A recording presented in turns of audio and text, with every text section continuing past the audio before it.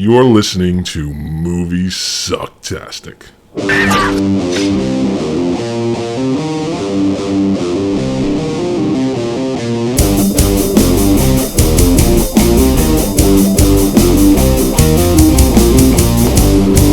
That's all I want to say. I ain't sure what it is yet. Just stick around.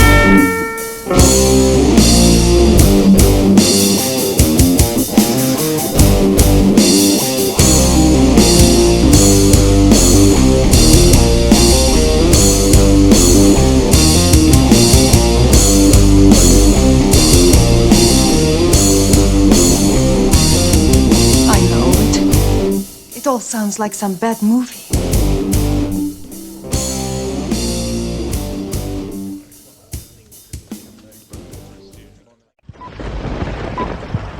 Oh, hello. Hello. Hello! It's been a long motherfucking time. It feels like it's been ages. It's been ages, motherfucker. Mm-hmm. Welcome back, everybody, to a new episode of Moviesucktastic. It's the suckiest episode ever. I wouldn't say that. No. Episodes. I'm just joking. I am Scott. And this is your co-host, Joey. But at the moment, we're going to set aside time for the movie review for episode 170, which is the 1980s gay musical Times Square. Gay musical, really? Well, there's a little bit about that I want to talk about. Oh, It's I'm sure there is. It's a very interesting part of the film, for as far as I'm concerned. But I think so, and had a little bit of an effect on Robin Johnson's career.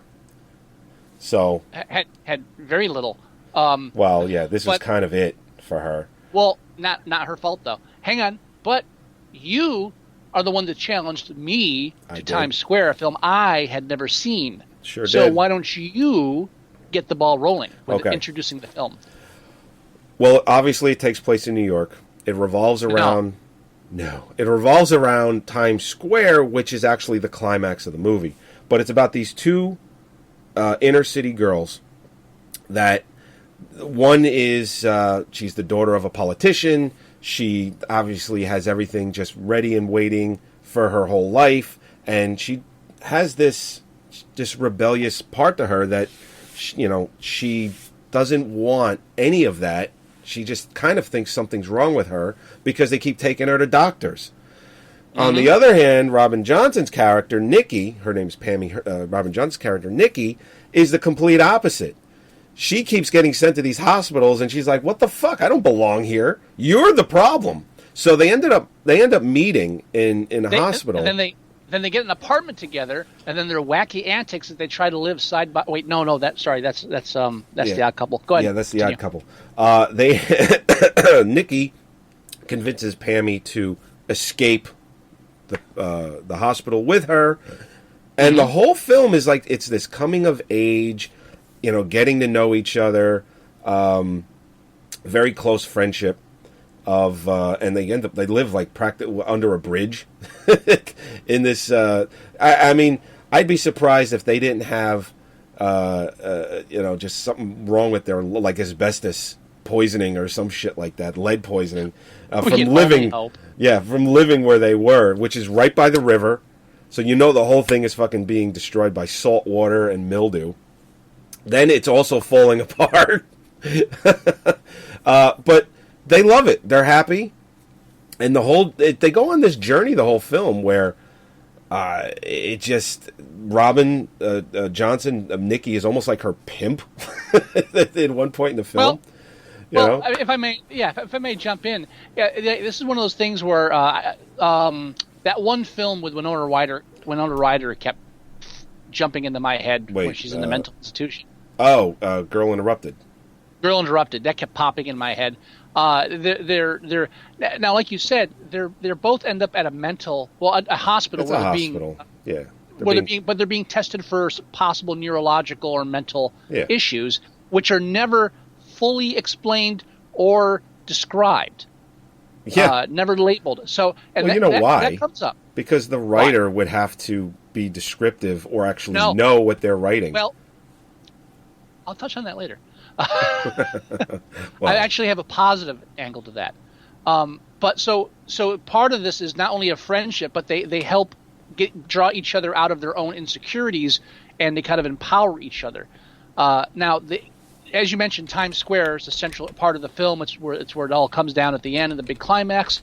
The backdrop for this young, underage teenage girl coming of age story is the seedy, slimy backdrop of Times Square during the late 70s, early 80s, which at that point in time was probably the most disgusting that part of the city has ever been. yeah, it's pretty bad.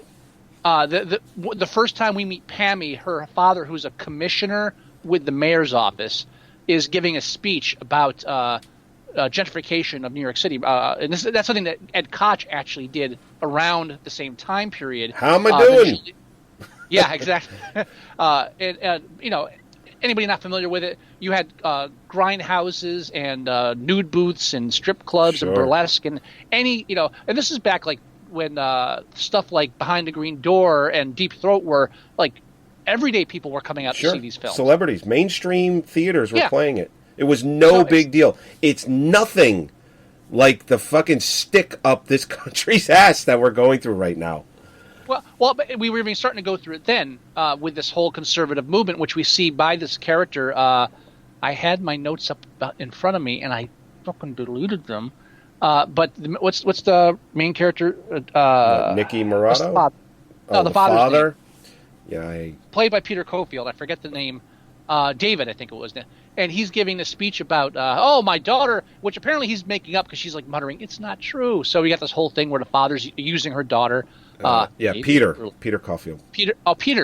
His name is David Pearl, but Peter Caulfield is the actor. David Pearl, Peter Caulfield, who, by the way, Peter Caulfield, before this, he was in a film called Cry Rape, which, if you pay close attention, movie posters for it appear during the opening credits in the background. Oh, really? Yes. Oh, I noticed that. You know what? I thought I read that in a trivia, so, yeah. I did not see that trivia. I noticed it because I'm fucking sharp. But so he's talking about how she wanted to see One Flew Over the Cuckoo's Nest, which is kind of a weird allusion to the eventual escape from a hospital by his daughter. Mm-hmm. Nice little touch by the screenwriter. And he says, "Do we want to live in an X-rated city?" Now, my answer, of course, would be yes. But that was an actual problem at the time, and so you got these young girls living on the street in an era of just open seediness, perversion, and it's disgusting. I'm not that concerned myself. And I just found it funny, like these opening scenes and later on where they're dancing around and when they're in a strip club. This is like the most well-dressed, cleanest, nicest, seedy underbelly I've ever seen. Yeah. They really clean up the seedy aspect of Times Square, even though they're trying to portray it as, they got they have the black guys lighting up joints and they got the girls walking around and they got the hustlers, but everybody's, well dressed and they're nice and they're kempt and there's nothing really. I mean, I think I had a note down here somewhere. It's refreshing to see an 80s film about young teenage girl runaways that doesn't end with them being raped, murdered, or becoming junkie whores. All of which are more logical endings for two young girls living on the streets in Times Square in 1980. Yeah. Oh, yeah. Now, at one point, you mentioned Nikki as being kind of a pimp. She gets Pam to get a job as a dancer in a strip club. Yeah, and when Pammy goes for the interview, she talks to the owner, and he says, "You're old enough. You're 18." And Nikki kind of vouches for her, and she's like, "Oh yeah." Meanwhile, she looks like she's 12. I mean, there's no mistaking it. There's no possible way, ever. And she's like, "Well, I'll dance, but I'm not going to do it topless." He's like, "Why not?" He's like, well, "What the hell?" Well, but she basically convinces him that she's going to dance in this seedy underground strip club, but fully clothed. I wanna interject here. She doesn't convince him. She says, "I will not dance topless." It's like, really? So I will not dance. He pauses. I like that. I like that. We need more of that. Said no strip club owner ever. Yeah, he's the most honest strip club owner ever. So the strip club owner who's risking fines and or imprisonment by hiring an underage girl because he does not have documentation that she's 18 years old. He's risking that for her and not even making her do what needs to be done to make money in a strip club, which is to strip. Yeah, right?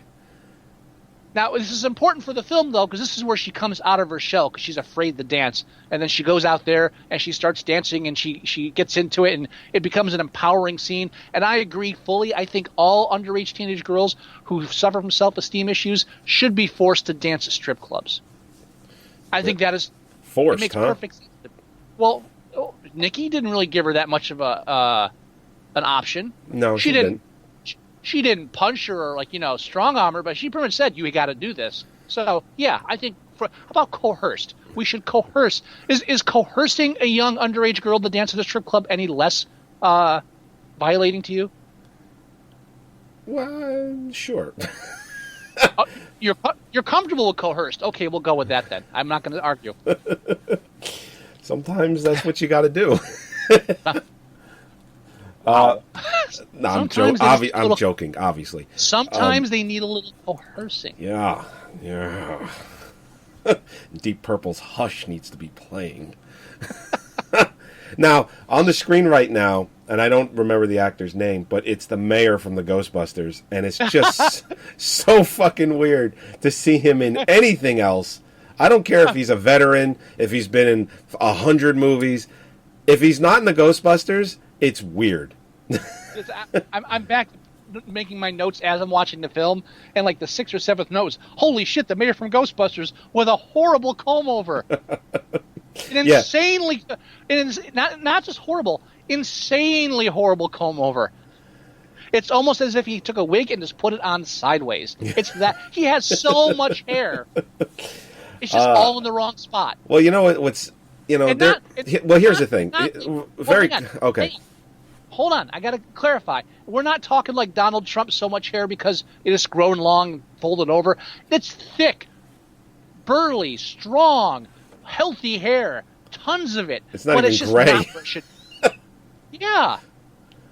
Yeah. I mean, the guy's older than me. I got more gray than him, but I have fucking full head of hair. But no, you're right. It's just there's so much of it on his head, and here's the thing: you got to look at it this way. When somebody's losing their hair like that, they got to look in the mirror and just look at their options. Cutting it short, bald, just doing the horseshoe. None of that shit works for him. Can you imagine him bald or with short hair? It just wouldn't work. So sometimes because he's got less hair, and he's not doing the extreme comb over. I'm not debating I'm not debating the whole hair thing, sir. We will have our hair 20 years from now. I'm sure we both agree there is no good rational explanation for a comb over at any point in time. Never. That's agreed. Never. Everything beyond that's debatable. Yes. But yeah, he's in there. Yes, he is. He's in there. Tim Curry is in here. He plays Johnny LaGuardia, who creepily later on in the film brings a bottle of whiskey to hang out with a 13-year-old. Was it not whiskey? Was it vodka? It was vodka. You're right. I have vodka, and I made a note of that. I made a note of that right here. Where is it? What flavor is that? What flavor is that vodka, Tim? Statutory grape. It's like, how is this? Yeah. How is this not like creepy predator stalker? How is that not a bad move when he's thinking about doing it? How? Now, there is an explanation for how it's not a bad move, and I will get into that in my whole thing at the end of our discussion. Sure. I got a little thing I want to lay out for you and see if you agree with me. Okay. But it's totally if this doesn't end with like screams, then something's wrong. Yeah. Screams or at least bitter regret. Now, moving forward. Well, we can't move backwards. We already started the show. Yeah, that's true. Moving forward, Pammy and Nikki, when they do move out, they become the Slee sisters. Okay, the Slee sisters. Yeah. And essentially their gimmick is dropping TVs off roofs, which kills no one coincidentally. Now, to be fair, Pammy shows concern about that, and they eventually stop because she says, "We're lucky we haven't hurt anybody." So give them credit. Nikki would have dropped a fucking 32-inch TV off a roof if she could. Apparently, they're only getting 15-inch TVs, little shitty ones that are getting thrown away. It's and that's an interesting thing that happens in the film that I think the screenwriter deserves a bit of credit for, because we're talking during the film. The whole backdrop is the Times Square Renaissance, removing this subculture from Times Square. This sexual open element that these conservative types don't want. We want a clean city for our children. Two things caused the ultimate demise of the sleaze town of the 1970s and 80s at Times Square. One was Ed Koch and the buying up of these old theaters and rebuilding them, tearing them down, opening up new ones, kind of getting rid of the element to begin with. The other thing that helped the natural demise of it was the video revolution with video rentals. Oh, yeah, sure. VHS, video, and to a smaller extent, things like Laserdisc. But yeah, VHS was big. Well, for the most part, video, or to be more specific, video rental pornography. There was no longer a reason to have to go to a theater to watch a pornographic film. That's right. These jerk-off booths and grindhouses and loops, they all kind of waned. People still went there, but fewer. Sure. And they did still really exist into the 90s. So not too much into the 90s, but a little bit. But they were no longer the draw they once were as the only source of that kind of outlet. And so, I'm sorry, did I say that wrong? You said it just right. Just right. So, in a way, them smashing these TVs, I mean, Tim Curry gives the voiceover about, if you're bored with your life, it's supposed to be a knock at conventional, household, boring, sit in front of the TV in the evenings kind of attitude. But at the same time, it's almost sort of a rebellion against one of the major components in the death of this subculture that these two girls had become ingrained in. So I found that very interesting. Yeah. Oh, yeah. I mean, I remember New York City like that sleazy, grimy, for a short period of time. When I would go there by myself in the mid-'90s. So as I was going, that was kind of on the way out. But I do remember it. I'm fortunate enough to remember it. And there are still plenty of parts of New York City that are still complete and utter garbage. There's no shortage of that. Most of it. Most of it, yeah, I would say a lot of it. But I hate the city. I don't. I know you do. I don't. I still like it. But that's me. That's because you visited less than I did. I don't know if that's true. No, that's true. I don't think so. There was a whole year I didn't have a driver's license, and I was only going to New York City. Dude, probably three times a week. Not going to debate this. I worked for a company. I drove in the city almost on a daily basis for 10 years, including like overnight deliveries and stuff. I have spent more time in the city than you. Not for pleasure, but I have spent more time in the city than you. I'm not proud of it. I'm not trying to win anything. I lose by that argument. Was there a point in the beginning of your career of that you were driving in that you were like, this is cool, I get to go into New York? Oh, sure. I did the early jaunts where I went with friends to, hang out in the city and do stuff. Yeah, I went to movies with you in the city. Yeah, that's right. We used to go to Kim's all the time. Yeah, I loved the city for the first 3 or 4 years. I took classes at the New School for Social Research, the New School for Social Research, right? And I loved the city for a while, and then it's just eventually. I'm sure not everybody that lives in the city loves the city either. Okay, but that's just now Tim Curry you mentioned. Yeah, he plays this kind of like he's like a semi-antagonist or secondary antagonist in the film. He's this DJ that Pammy writes letters to, talking about being a zombie, and eventually they figure out that she's the runaway daughter of the commissioner, so they play that up on the radio, and they get to the point where they're having them call in, and they have them come in and play songs, and it's this weird aspect Which, of the by movie the way, is my favorite scene in the movie. Oh, I love that song. But I'd say my absolute favorite scene in the movie is when they're singing that song to her father, where it's like spick nigger, and then the black security guard comes in and he's like, motherfucker, what? Yeah, he like walks behind him. And was like, what is it? What did that cracker girl just What say? the fuck? My absolute favorite scene in the whole film is when he walks in and they're singing that song, and he's just like, well, motherfucker. He is just, what did they just fucking say? These two girls, and the whole idea is they're on the run. They're escaped. Right. All right. They escape from a hospital, steal an ambulance to escape from the hospital. Nikki is apparently wanted on manslaughter charges or something, which from didn't her, stop like, the stepsister, I believe, or sister. a friend that like OD'd, and then she tried to wash her. It was a friend. Yeah. Yeah, because when somebody's ODing, you want to drag them into a river and try to soak them. But so she's wanted, and the father is pushing the fact that the daughter was kidnapped. So they've committed crimes.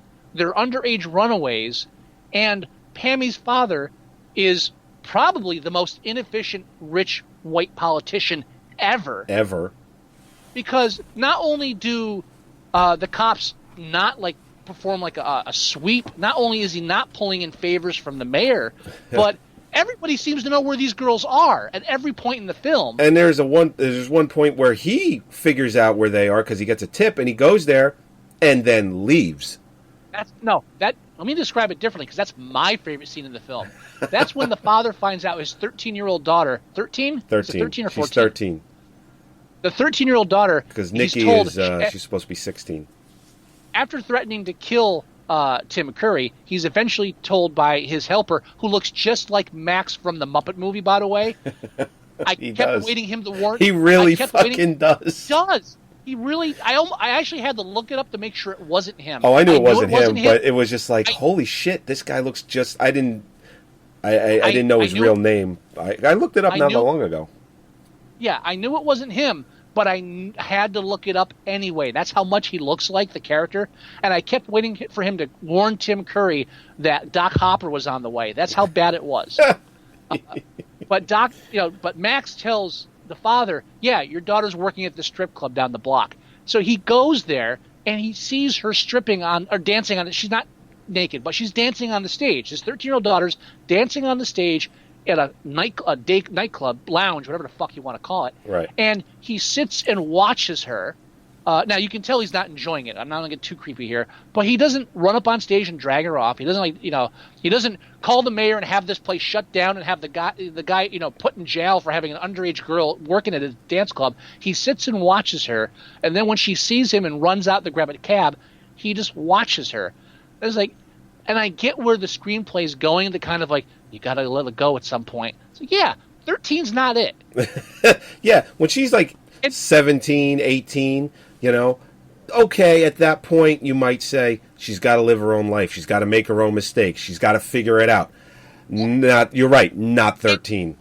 And I agree with that at 13 too, but with 13 it's like, yeah, let her go to her friend's house overnight. I can't be that protective. Not, well, okay, she's dancing at a strip club, but she's not naked. No.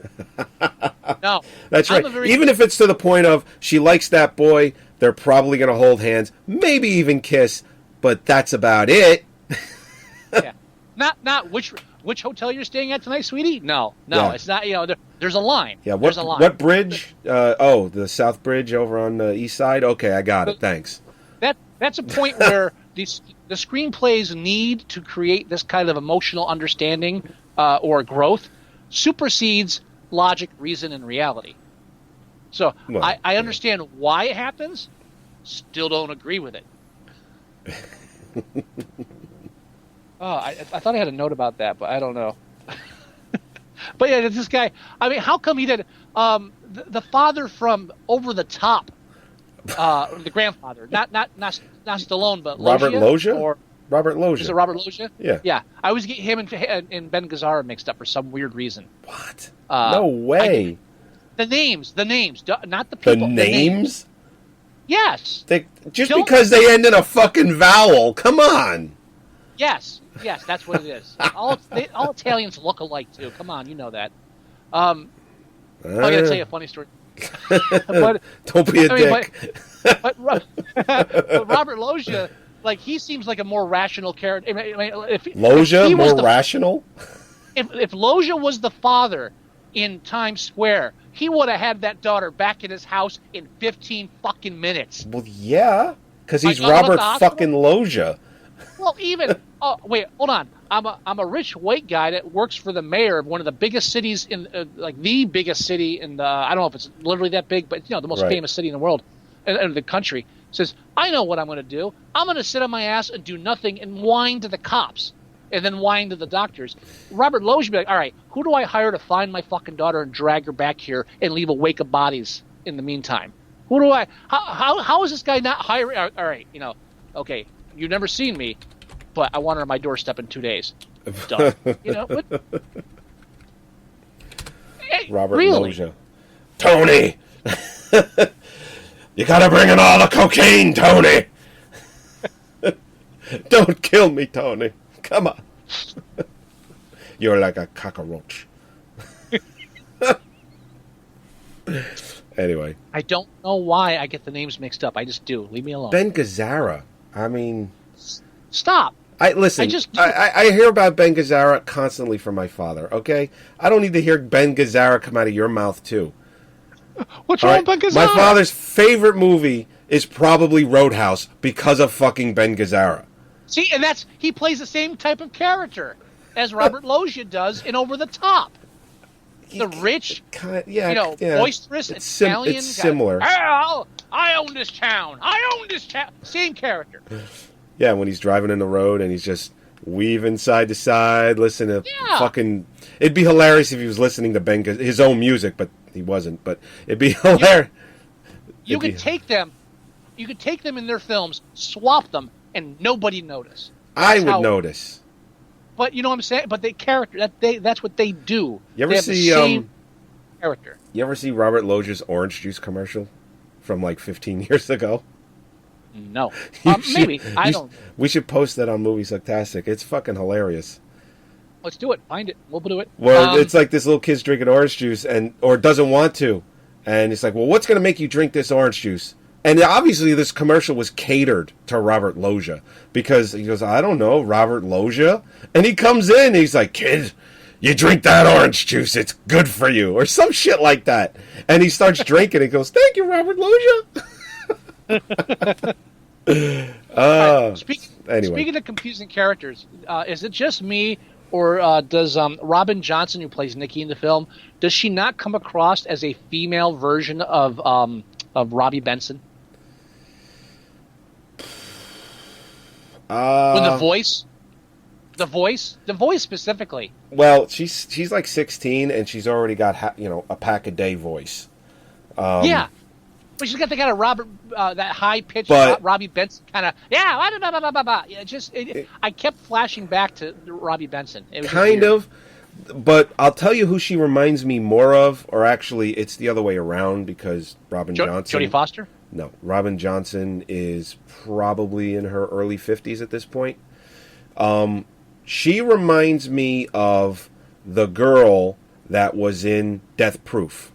The Italian girl in Death Proof, the one that gave the lap dance, the one that... Oh, really? She looks a lot like her. They're both from the same part of New York. Wow. They talk very similar. They have the similar kind of hair.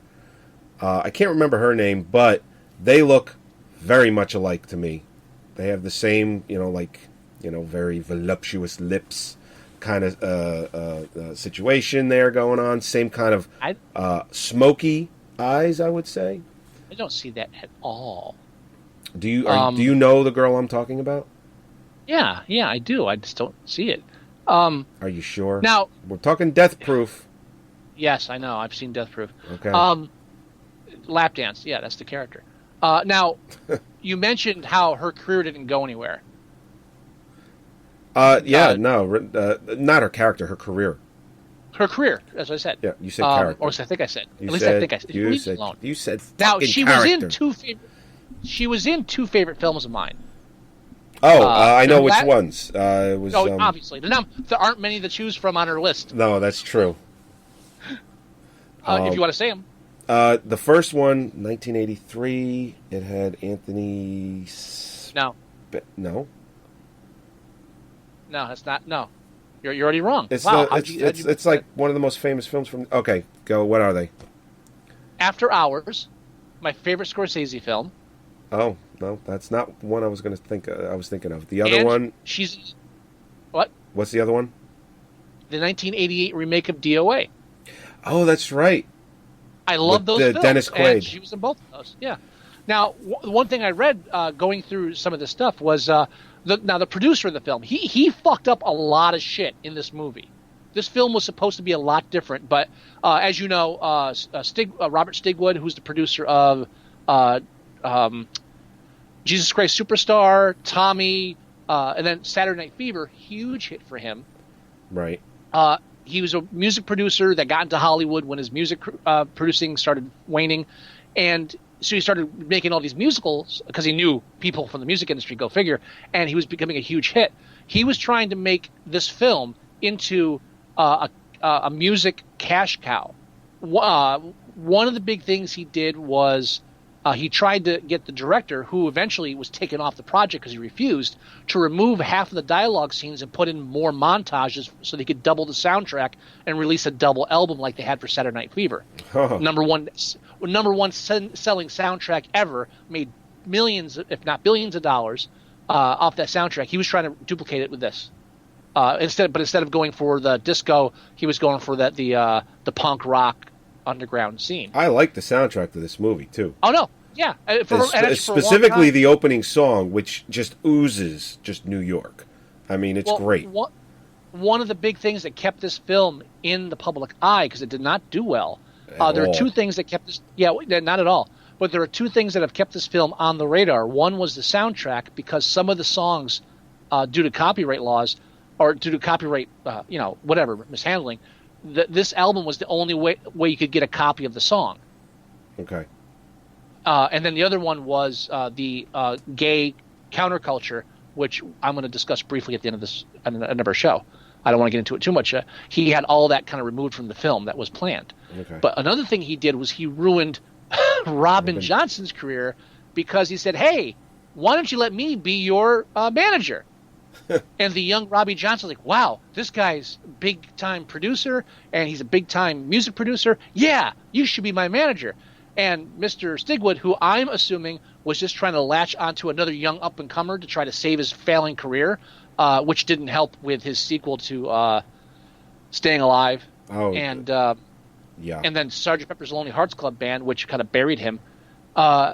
He did nothing with her, got her no jobs, did nothing for her career, and so her manager pretty much buried her at that point. Yeah, that sucks for her, because she probably could have had a lot more work and probably have done a lot more. Because she was, I think she was actually pretty good in this. Oh, I thought she was great. I thought she was very reminiscent of Jodie Foster from Taxi Driver. Yeah, I thought she did just as good of a job as Jodie Foster might have done. Slightly different characters, but still the same emotional intensity in certain scenes. I thought she was up to par with Jodie Foster in that context. Great actress. She should have done more. He'd fucked that. And also the director, whose name I'm drawing a blank on. No, I have it. Alan Moyle. Director Alan Moyle. Is it Alan Moyle? I don't hear you think. Alan Moyle. He after the whole fiasco with getting taken off the film because he wouldn't cut the scenes the way this guy wanted to. He didn't make another film for 10 years. No that's shit. How fed up he was with the. That's how fucked he was in the head as far as this industry goes. He was like, yeah, fuck this. So Stigwood really just trampled over so much. Pretty sure Robin Johnson, she lives in California now, and she, I believe she writes a lot of poetry. And I believe she goes to a lot of signings for her poetry, and I believe she goes to festivals, and some people recognize her. For the most part, I think a lot of people don't. But well, good for her. I think that's what she's doing now, from what I read. Good for her. Yeah, it's the industry, chews people up. It's horrible. A lot of this information, or some of this information, is on the DVD audio commentary, which I've not been privileged enough to listen to, but I've read some excerpts of it. Supposedly, it's very interesting. Although it's one of those audio commentaries where there's a lot of gaps because they stop talking because they're watching the film. Oh, wow. One of those things. Sure. But some of the stuff comes up on the audio commentary. And Robin Johnson it's not and the director Alan Moyle, they do it, right? The commentary. Yeah, and I believe I think Robin Johnson's on the audio commentary as well. I just said that. Yeah, then you're right. Now, as far as the quality of the film being a bad, again, Moviesucktastic. Uh-huh. I was the first 5 minutes of this film. I'm ready to hate it because the opening credits were that kind of like, oh, I get it. They look like marquee letters. I hate you already. Again, the montage of the side shots of the street of these very clean looking extras pretending to be like hooligans on the street, and then we follow Nikki to where she goes into an alley and starts playing her guitar, and I'm thinking, I'm almost positive that if you play that on the street corner, people throw money at you. Why are you doing it in an alley? Because she's not about that, man. Yeah. And then there's the whole thing where like somebody complains about it, so she starts smashing. You know who that is, right? Bar. Who? That's Elizabeth Pena. Who? Elizabeth Pena. Yeah, she was in Batteries Not Included, Jacob's Ladder. When I say who and you repeat the name, that doesn't. I'm giving you movies that she was in instead. Now you are. After you said who. Yeah, exactly. Okay. She's probably, I would say, most notable for Jacob's Ladder. She played the girlfriend. Okay. She was the one that got in the dance scene, with the horn and through the yeah. That's her. She just passed away just 2-3 months ago. So when I saw her in the film and she's like 17, 18 years old, I'm like, holy shit. So I didn't recognize her. Yeah, no, I immediately recognized her. But yeah, no, she's in the hallway, she's playing, and she's telling her she's playing shit. And like you said, she started smashing up the car. So I'm playing like shit, and this is the owner's. Yeah, car. You playing like shit. Oh, I'm playing shit, huh? Yes, we've been through this. You're playing shit. Smash. She's just keeps letting her know that she's playing shit. Yeah, I mean, and again, I think the only thing that really endeared me to the film, it was, honestly, I'll be honest. The only thing that really endears me to the film is the screenplay's not bad. Right. And considering what they had to battle with the producer, I'm surprised it's not worse. But you can see elements of the screenwriter knowing what they wanted. The writers, because Alan Moyle wrote it with Jacob Brackman. You can see what they're trying to do, but mainly it's Robin Johnson's acting that really. I mean, she sells it. You really feel. This is her first film too, so.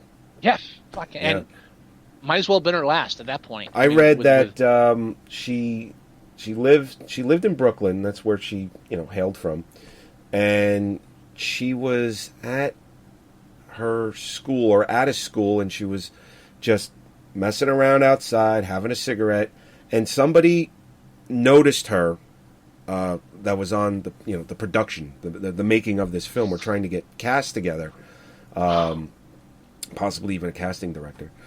They noticed her, and they said, "Listen, here's my card. Mm-hmm. You should come and you should read for this part. We're making a movie. It's called Times Square. We're filming it here," which they did. They filmed it entirely in New York City, and she forgot about it. She took the card. What? What Nothing. Go on. Keep going. What is keep this? Going. No, keep going. I can't tell a story, but you can. Is that what you're telling me? No. It could have been a little shorter in that section, but keep going now. I didn't say anything. Go.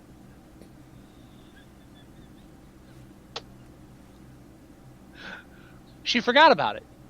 Yeah. Moving on. Drink Wait, less when we do the show. and then she remembered it, right? She remembered she had this card and decided, fuck you. Like, for real.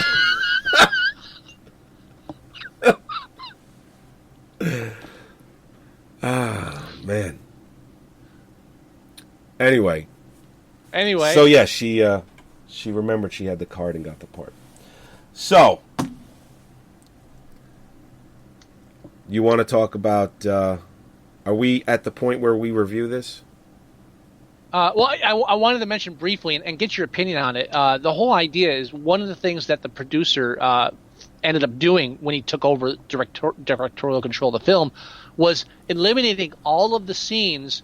And I have a note here about hour in, and I'm sure you agree with me. I wrote down, over an hour into this film, and the complete lack of any lesbian overtones is becoming increasingly frustrating. Well, I mean, these two young girls living together, running away, and one of them is very manly, and I was like, okay, come on, there's got to be a connection here. Well, yeah, the whole time I'm watching the film, you do get the sense that they're going to fall in love, or they just have this strong connection. They really push that. Yeah. So and now, it would be false to say, and I've seen it happen with reviews of action films and other films. It's kind of false to say with any film where you have two characters of the same sex that form a deep bond of saying, oh yeah, that means they're gay. No, obviously not. But when you look at the history of the film was made originally with that in mind, and scenes were shot. There are lesbian scenes that were shot for the film where they do become romantically involved. It was a part of the movie intentionally. And you that can was see that filmed and then cut? Filmed and cut by the producer who took over directorial control. Correct. This is mentioned. This is confirmed on the DVD by the director that they did make these scenes. That was a part of the movie.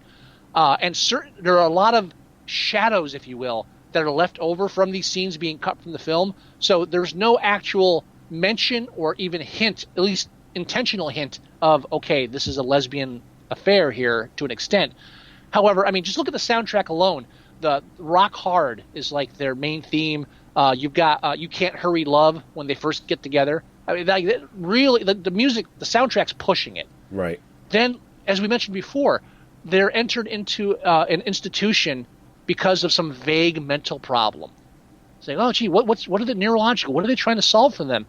And if you know anything about homosexual deprogramming and that kind of shit, during this time period, and this is like before homosexuality was even close to being acknowledged by mainstream society as acceptable or good or okay, or even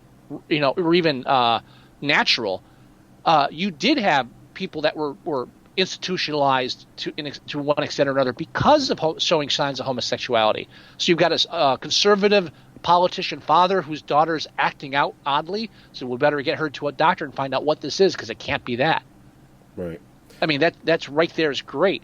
And there's just, when you have the one girl writing poems for the other one, and she's watching her dance on the stage, there are all these scenes that kind of, left over. They don't necessarily mean that, but in the context of what was there, you can really see it. And this film has, and I mentioned before, the two things that kept this film alive. One was the soundtrack, because some of the songs were hard to find. The other was a strong lesbian or LGBT worship or fan following of the film because of these lesbian overtones. Yeah, and you're right. You could see it in the film. It's all throughout. And I didn't know that they, like you confirmed it, I didn't know that they filmed scenes and then cut them. But now that you say it, you can, I bet I can rewatch this and go, oh, I bet that scene was longer. Yeah. Or, that definitely looks, like it was cut short. And it's a tricky, from a film theory standpoint, it's a tricky thing to balance, because technically, if they cut all that stuff out of the film, technically the film is not meant to mean that. Right. Right? But I tell you, look at it from the stance that they're a lesbian couple, or that they have lesbian, homosexual attraction to one another, and you can go back and go, oh yeah, that makes sense now. I can do the same thing with something that was not intended, and you can still infer it from the film.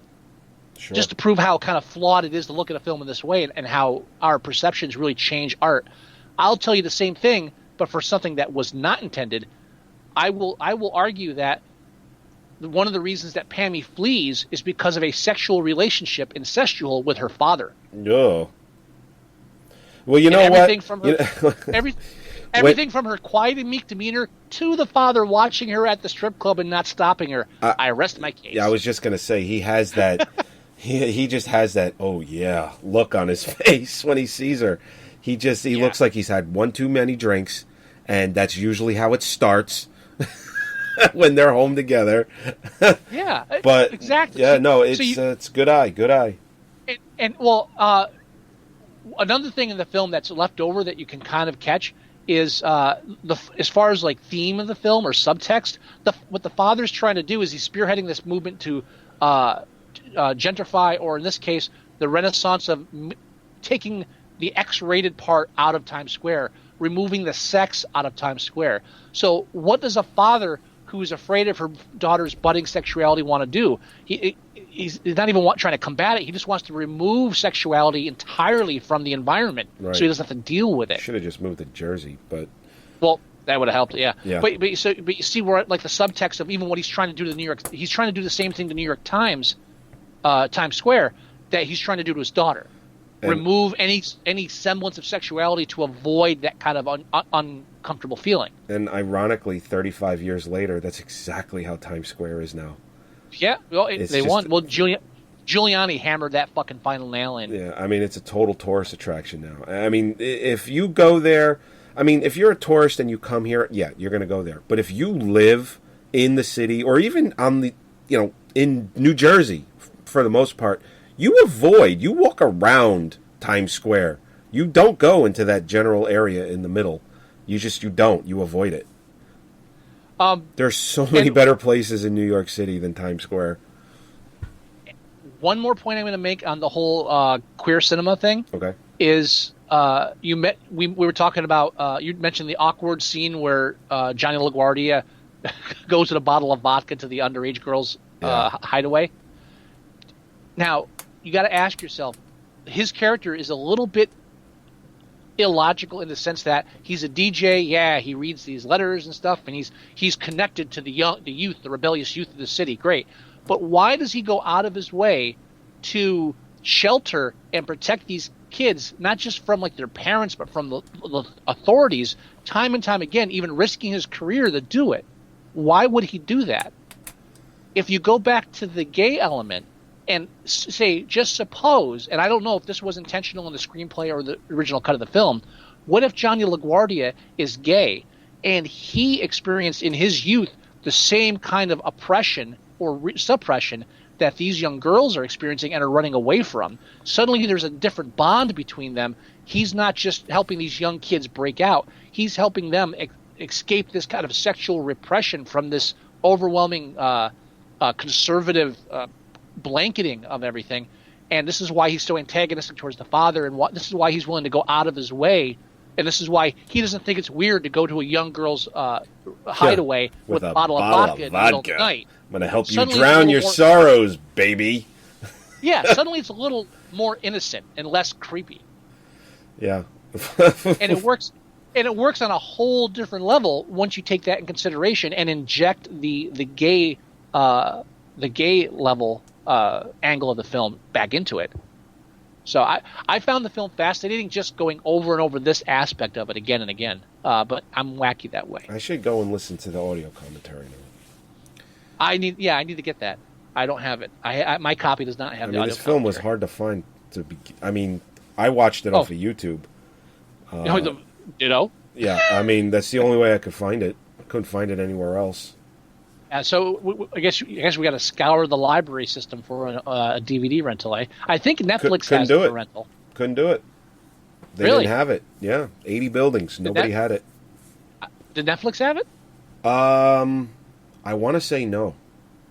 I'll double check, because if it is, I can get a copy of that. I know somebody that has Netflix. If you can get a copy, go ahead and rip it, share it with me. That'd be great. Also, I just want to add, I think the ending would be better if the cops shot Nikki down at the end when she was on top of the building in Times Square. Oh, right, yeah. Yeah, they can waste me, but they can't waste all of yous. Bam, bam, bam, bam, bam, bam, bam. Ah, that would have been. Yeah, we can. Yeah, we got enough bullets for everybody. 80s New York, you bet your ass we can.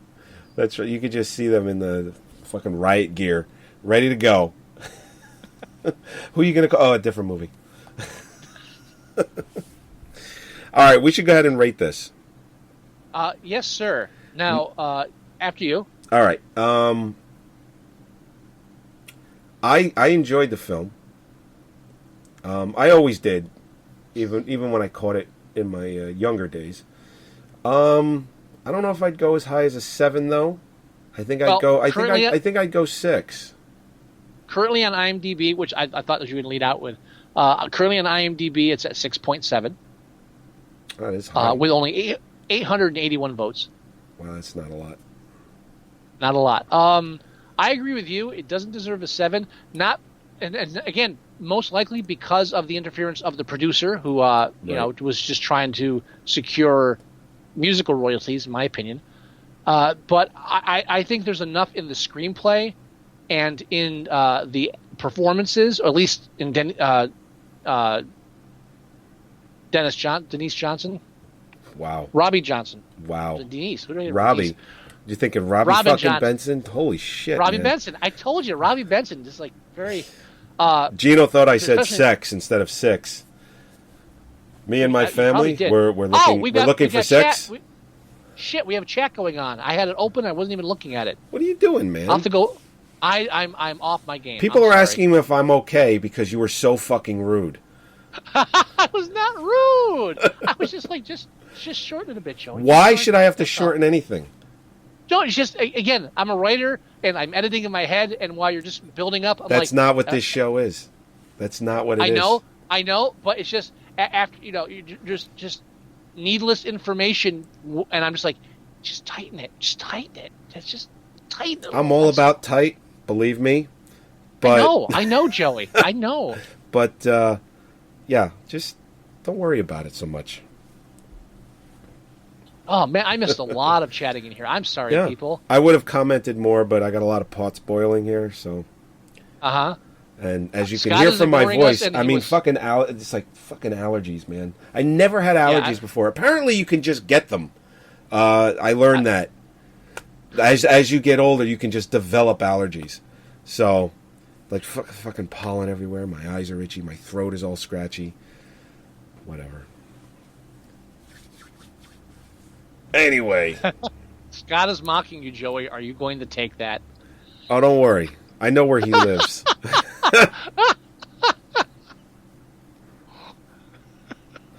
I know where you live. Thank everybody that's in the chat room now, guys. I apologize, but thank you for being there. I'm going to definitely look back at this. I should have been commenting more during it, but honestly, I hate this. It's weird. I got wrapped up in just the film theory aspect of this film. There's a lot of layers to it, and that's why I no lower than a 6. I would say. Definitely 6. I'm good with 6.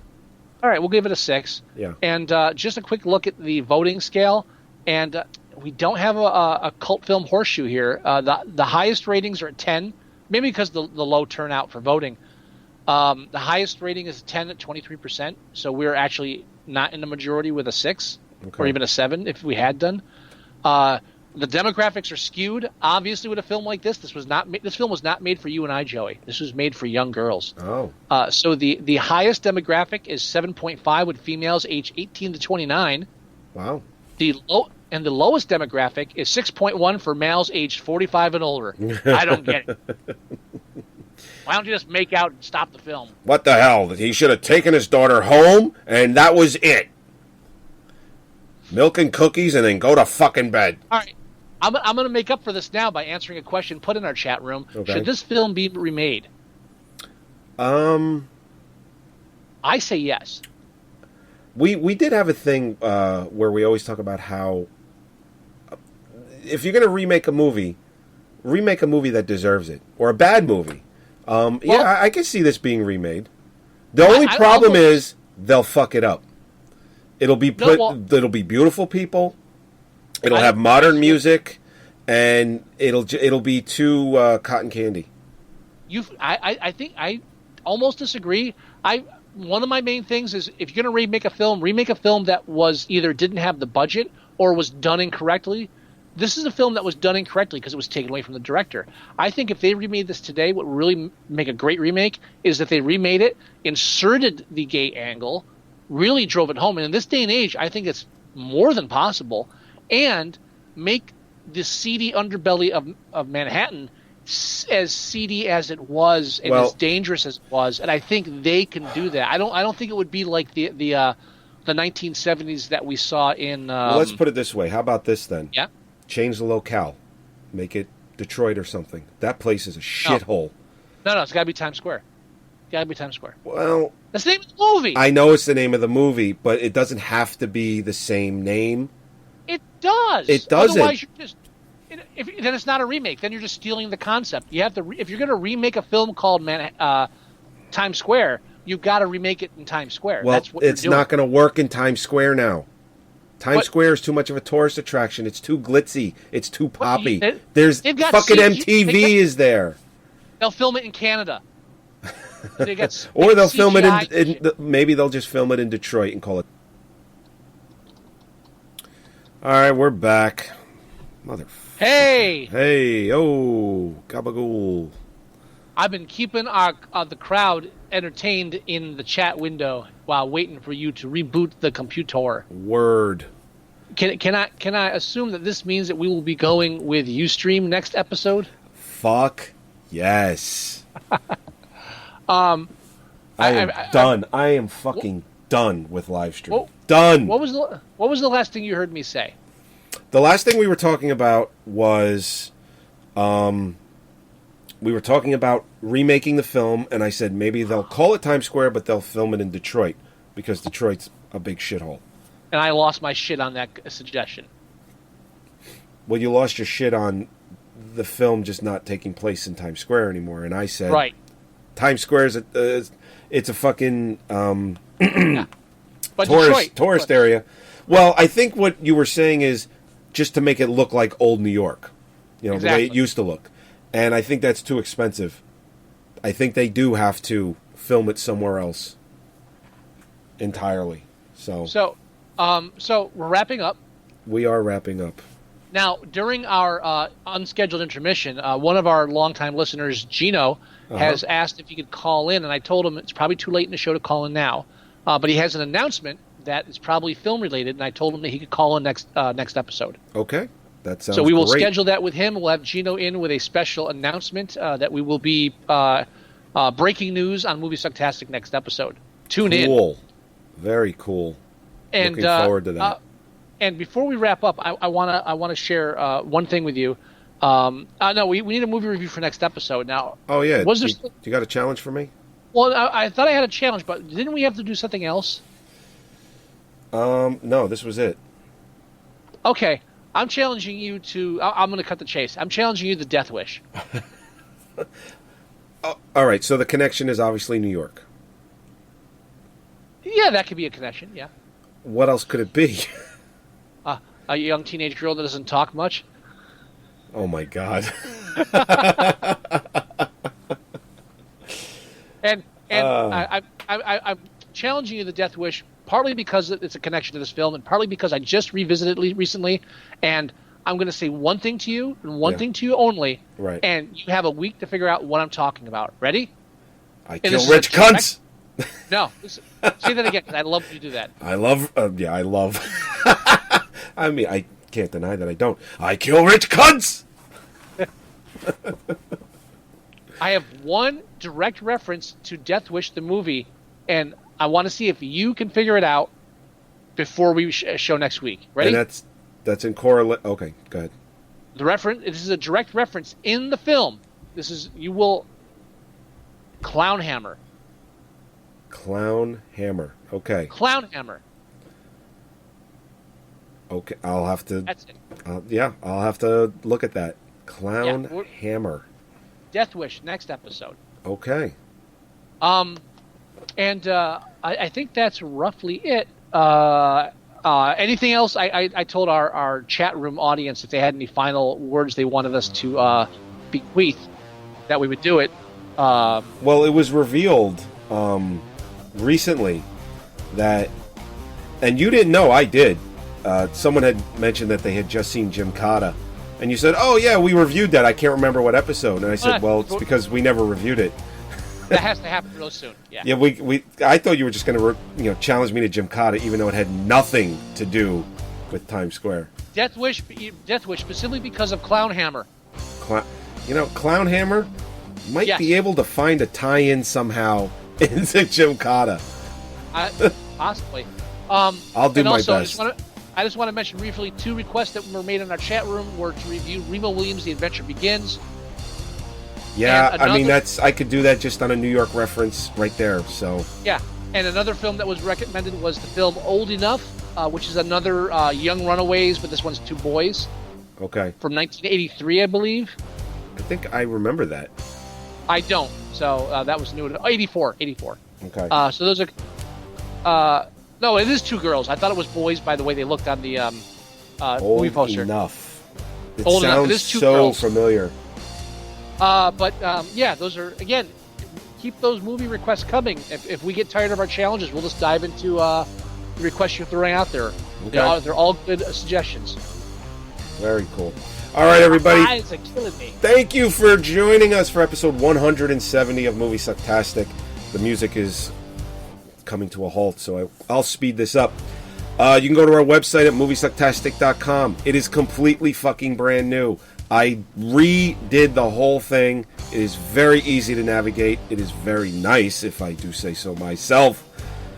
You could do everything from the site. Listen to the show live, download the show, watch live stream. It's all there in one nice tidy package. Plus everything else that we do, like our YouTube channel, Tumblr, Stitcher. It's all there. You can go to iTunes, also on the website. You can link to there. You can download the show. You can listen to it there, however you want to do it. You can go to our Tumblr page at moviesucktastic.tumblr.com. You can go to our Facebook page at facebook.com/moviesucktastic. Leave us voicemail, 908-514-4470. Email us. The address is themovieguys@moviesucktastic.com. And, that's it. Oh, download the free app for your Android or a phone or tablet. That's also free. Everything I just mentioned that you can do it right from the app. If you don't have it already, get it. And that should do it. So what say you, Scott? You got any wisdom?